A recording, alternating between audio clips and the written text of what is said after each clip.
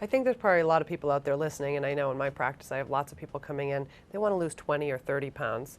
How do you advise those folks? Yeah, it's, again, it's one of those things where you have to have that combination of diet and exercise, and there's no real jazzy response to this, and it sounds like, oh, I've heard that before, I want something quicker, and that's what everybody reaches for, but you do have to think about, if you want to lose a pound a week, you have to get 500 calories out of your day, so that 500 calories by the end of a week is a pound.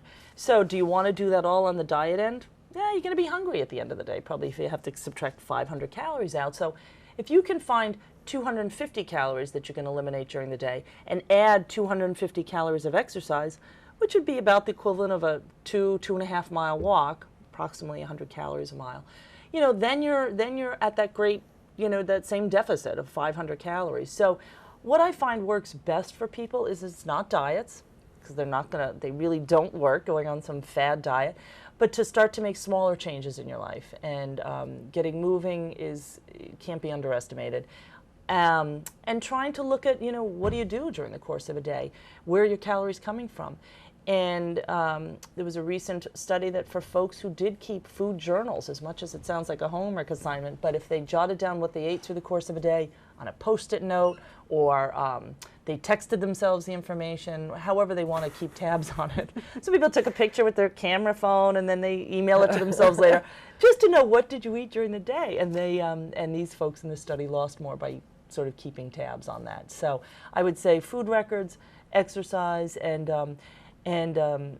also being aware of liquid calories. That I find is a big problem for folks. Coffee drinks, fruit juices, just your sweeteners. One girl came in and she was several years post-op. She had had a baby or two actually since the surgery, but she was trying to lose that baby weight. And diet didn't look bad, we went through what she was eating.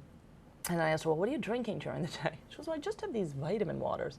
And she was having about 3 bottles of them in the course of a day, and not realizing that was 600 calories for those 3 bottles. And, and there's things out there that you think are promoted as healthy and good for you, and you really have to be aware of what you're getting calorie-wise. And that means looking at labels. It means going to websites like, for example, Dunkin' Donuts, to know that a culotta has 400 or 500 calories in it. So we really stress that too. Just be aware of what you're putting in your mouth. When in doubt, just drink water.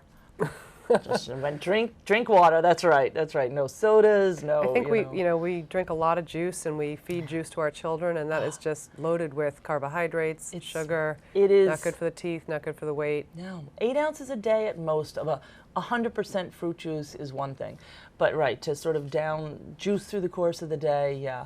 And again, we always talk about the evils of regular soda, that it's like liquid candy. So we've had people go off of that or take their kids off it, and then I find out they've switched to things like Capri Suns or juice, which is the same number of calories. So you really have to be aware of water. Yeah, good water. Water. Can't